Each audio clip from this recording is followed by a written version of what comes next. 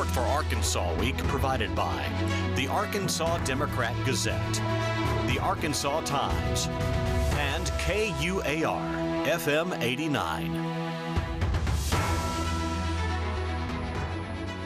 Hello, I'm Christina Munoz for Arkansas Week. Arkansas PBS will be hosting 9 debates beginning October 17th through the 21st. And to kick off debate week, we feature the candidates vying for the offices of State Treasurer, State Auditor, and Commissioner of State Lands. We begin with the candidates for the office of Arkansas Treasurer. State Representative Mark Lowery, the Republican candidate, and Ms. Pam Whitaker, the Democratic candidate. This office serves as the state's lead banker and is responsible for an investment portfolio of about $4.5 billion.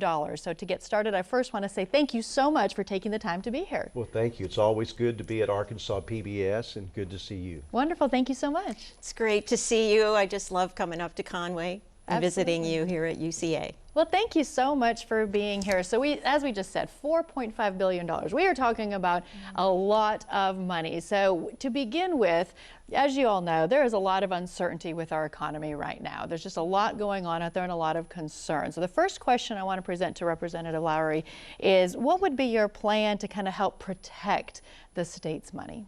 Well, the key elements of investment for the state, we definitely want a return on investment, but we have to be safe and we have to be liquid. And so that's the main concern. And actually, when you look at some of the federal money that has come in, we're actually investing currently $9 billion. And some of that has to be segregated because it is the federal COVID money. So, you know, investing in Arkansas, I think, is going to be a really critical part of my administration. Absolutely. And same question over to you, Ms. Whitaker. Well, how would you protect the state's money? Great. That is number one concern, of course, is to protect and grow our investments here in Arkansas. Safety is of great concern. I worked at Lockheed Martin, where I received a security clearance, and also at the Department of Treasury at the IRS, where I received a security clearance. And you have to have a strong financial background to be able to do that.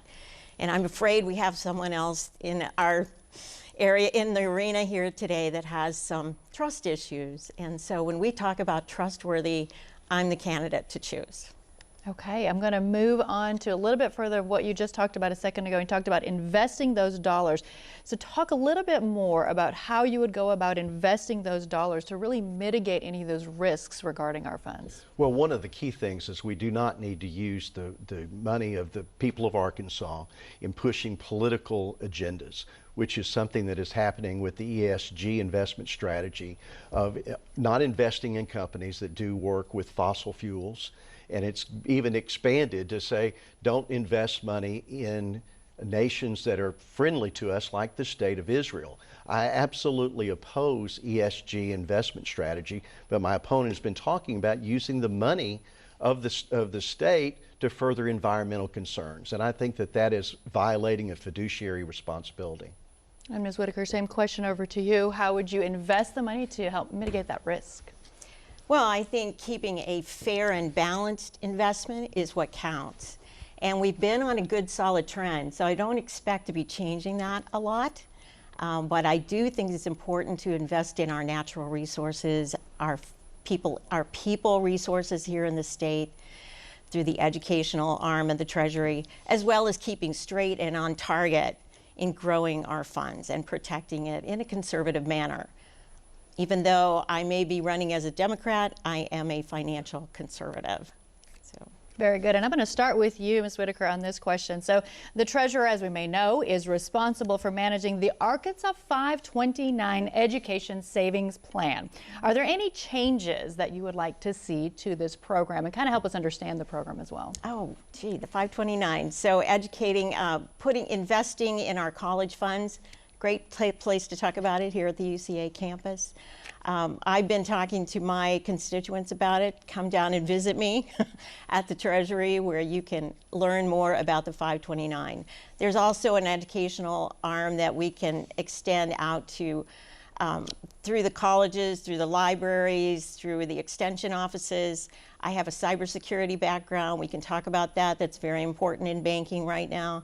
I have a business operation since I own my own security business, so we can talk about that, and also as well as financial education. So those are opportunities to extend and enhance our state.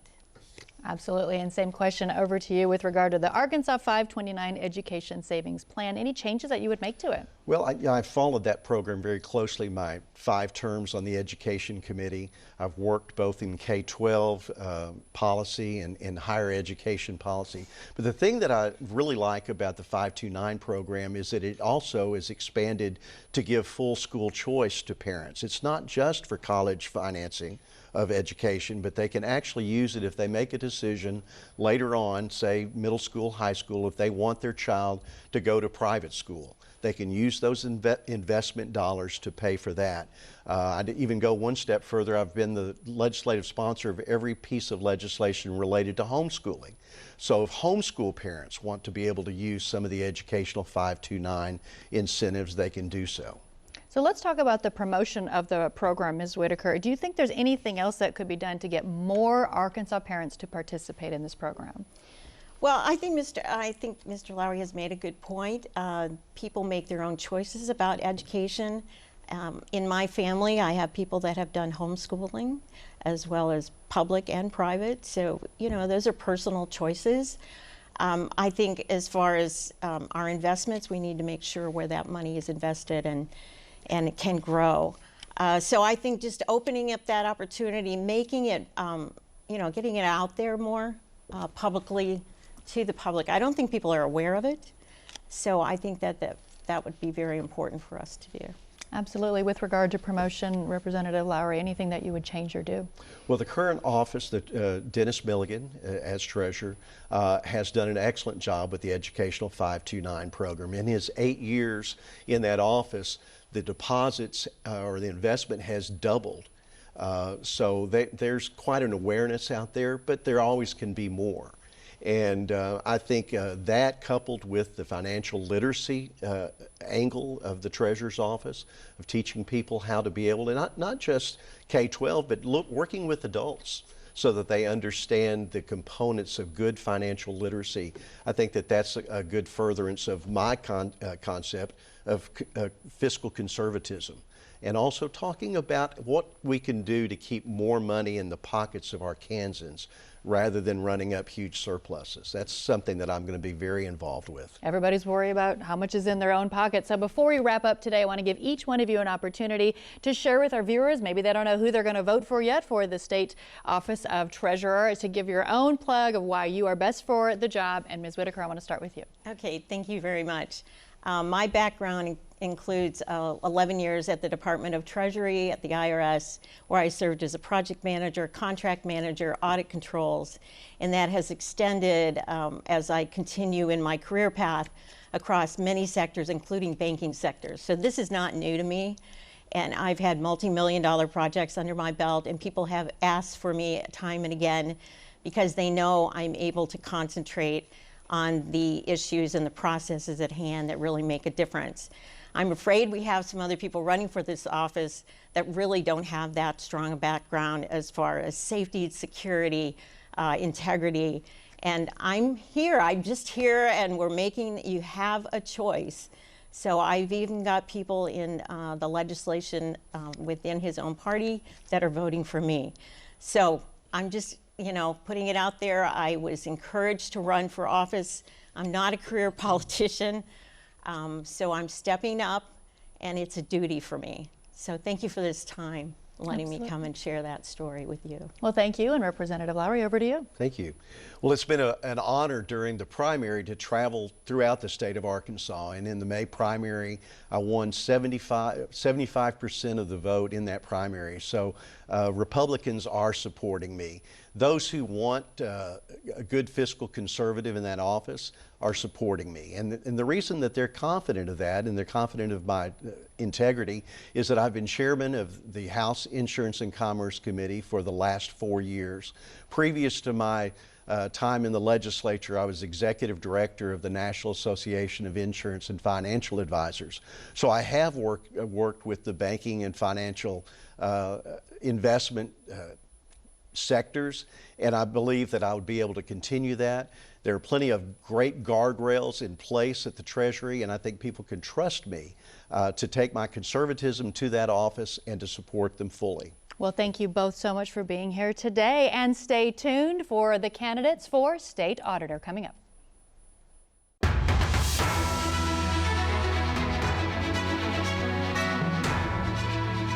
Hello again, and now to the candidates for State Auditor. The Democratic candidate, Ms. Diamond Arnold Johnson, and the Republican candidate, Treasurer Dennis Milligan. The Libertarian candidate, Simeon Snow, declined to participate.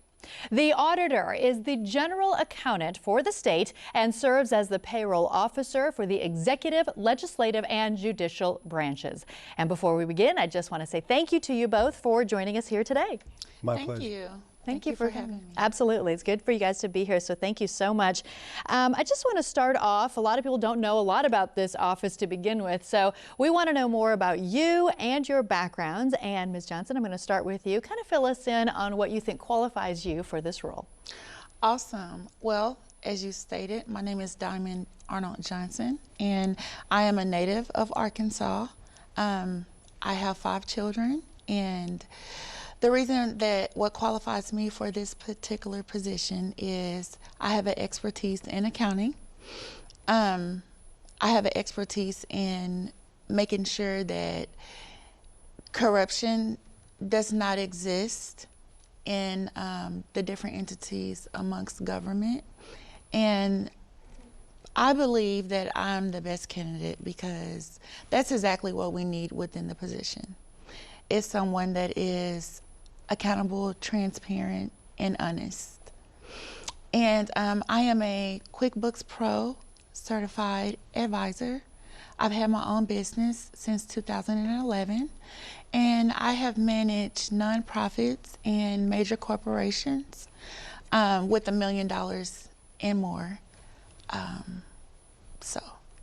Okay, very good. Well, thank you so much for sharing. And Treasurer Milligan, over to you. Same question. What qualifies you for the position of State Auditor? Well, one word to sum it up, Christina, would be experience.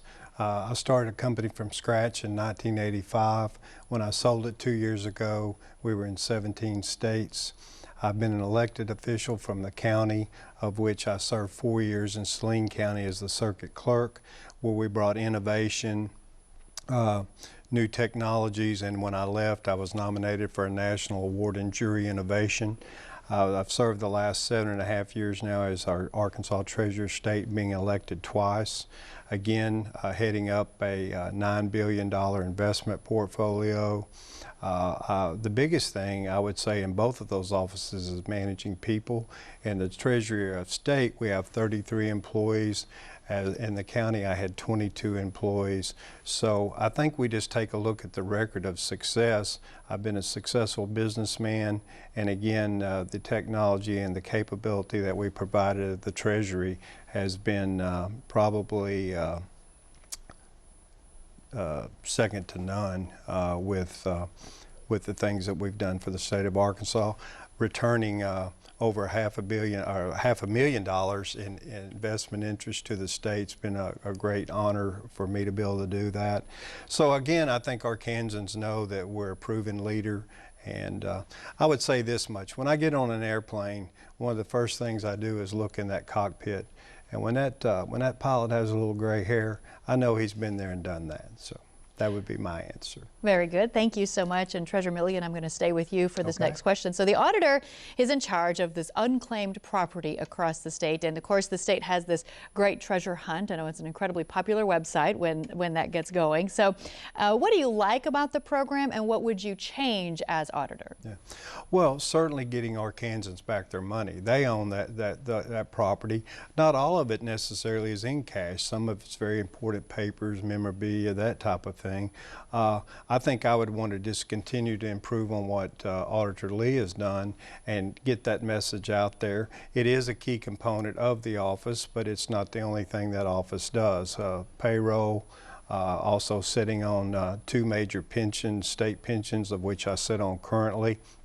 And so being able to offer up advice, being able to give recommendations to these boards has been very important. But I would say we will take a look, certainly technology, any way to communicate to Arkansans to get the word out about getting their money back to them.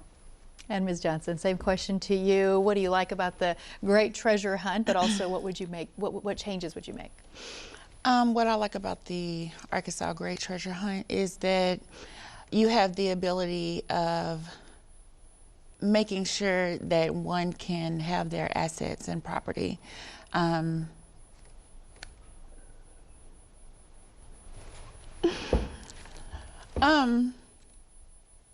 okay.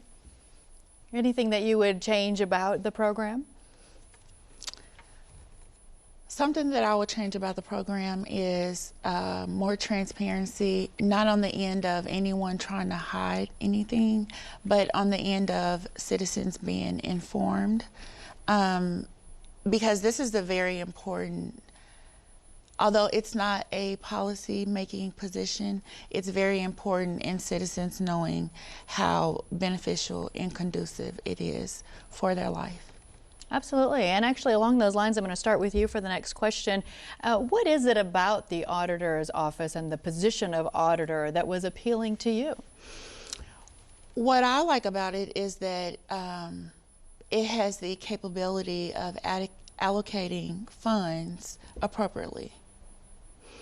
And what I also like about it is throughout America's history, there has been a negative when it comes to citizens losing their homes and assets. And so as the state auditor, I find it very intriguing that that position holds the possibility of making sure that citizens has their assets. Very good. Very good. And Treasurer Milligan, same question to you. What about the auditor position and office was appealing to you? Well, certainly a proven commodity is the current Arkansas Treasurer of State. And so I work very closely with the auditor. Of course, the auditor is the only constitutional officer that writes any checks. So again, just certainly if I get that opportunity to serve as the next state auditor, it will be not something I'm uncomfortable with. I'm used to the budgeting process. I'm used to dealing with the legislators, have a great rapport with those legislators in order to get legislation and act that would help to improve the auditor's office. Of course, one of my major goals with respect to that office is to get it on the ACES accounting program. It's currently not. I think Andrea, Auditor Lee, had mentioned that if she had a third term, that would be something that she would want to be able to do. We want to write less checks and again, improve the efficiency there. So again, I think I can walk in there on day one and be running the office very smoothly.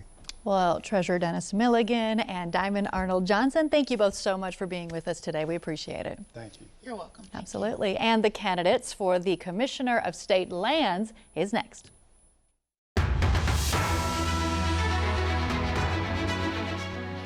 And please welcome the candidates for Land Commissioner. The Democratic candidate is Ms. Darlene or Goldi Gaines, and the Republican candidate, the incumbent Commissioner Tommy Land. This office is tasked with the disposition of tax delinquent property in the state, among other duties provided in the Arkansas State Constitution. And before we begin, I want to say thank you to both of you for joining us here today. Thank you for having me. Thank you. It's great to be here. Absolutely. Well, thank you so much. So one of the duties of the Land Commissioner is the leasing and permitting of minerals on state-owned lands. Do you support this process, and would you make any changes such as lessening restrictions or curtailing the process? And we'll start with you, Commissioner, for this first question. Oh yes, I most definitely do support that process. You know, there are some issues with mineral rights that probably need to be dealt with in the future. It's a very complicated issue and something that we have talked about in my first term and something that hopefully we'll be able to address in a second term. Wonderful. Okay, very much. Thank you for sharing. And I want to go over to you as well. Is there anything that you would change kind of about that particular process? With the mineral leasing and just looking at other ways that we can look at renewable energies. So the mineral leasing of the gas and the oil, I definitely want to look and see where we can make changes for the better for the seat. Absolutely. And Ms. Gaines, I'm going to start with you for the next question. The Real Estate Division of the Land Commissioner's Office deals with delinquent taxes and the auction of tax delinquent property. Are you satisfied with the current process, or would you make changes to that operation? Well, you know, I've traveled across Arkansas, and a lot of what I hear is the information that's coming from the seat currently.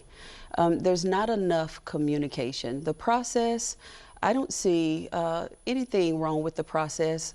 I have discussed the redemption period, and that's because people find that to be a concern, but I also feel like that's an important piece that should stay in there for new buyers and young couples.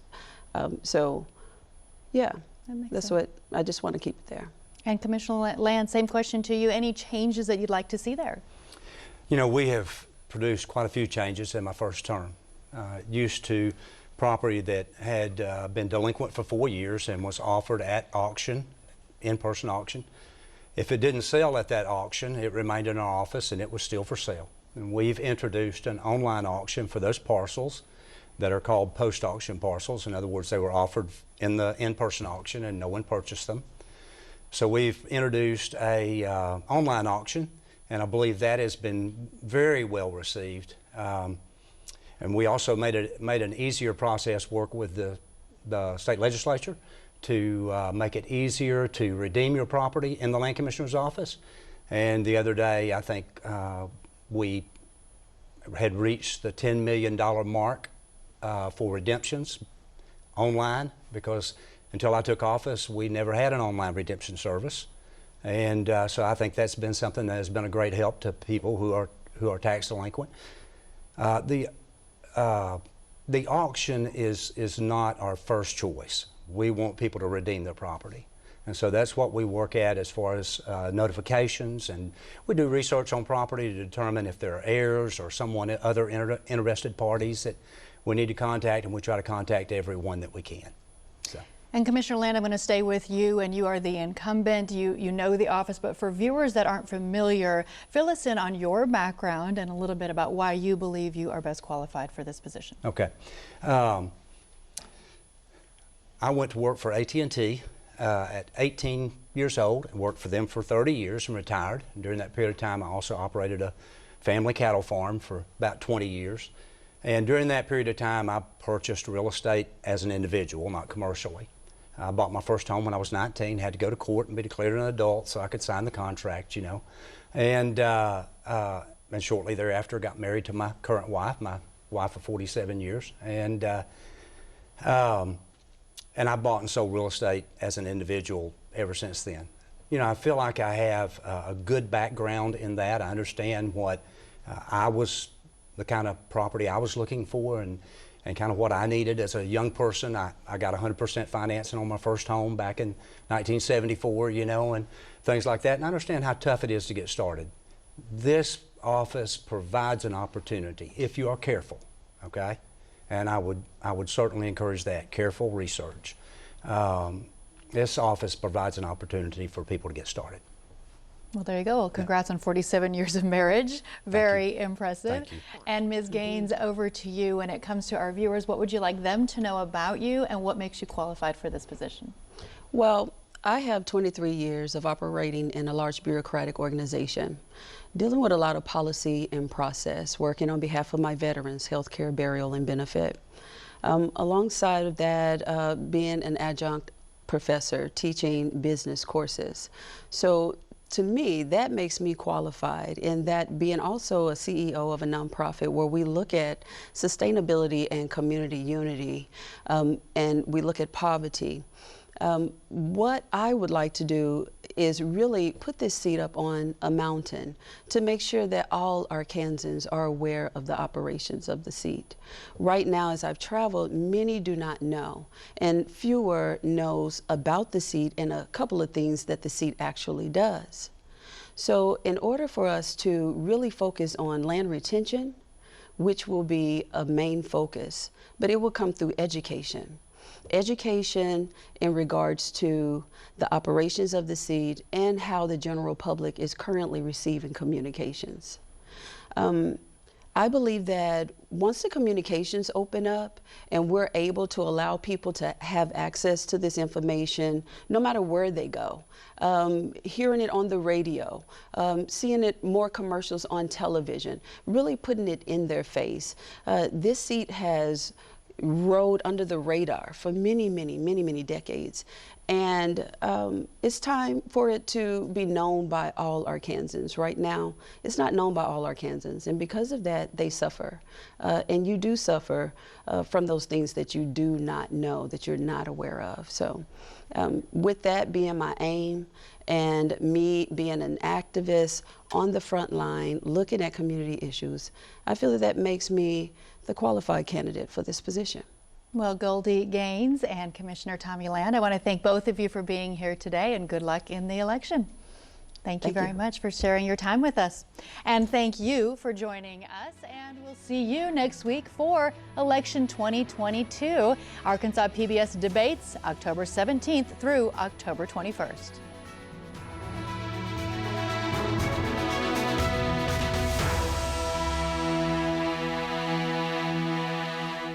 Support for Arkansas Week provided by the Arkansas Democrat Gazette, the Arkansas Times, and KUAR FM 89.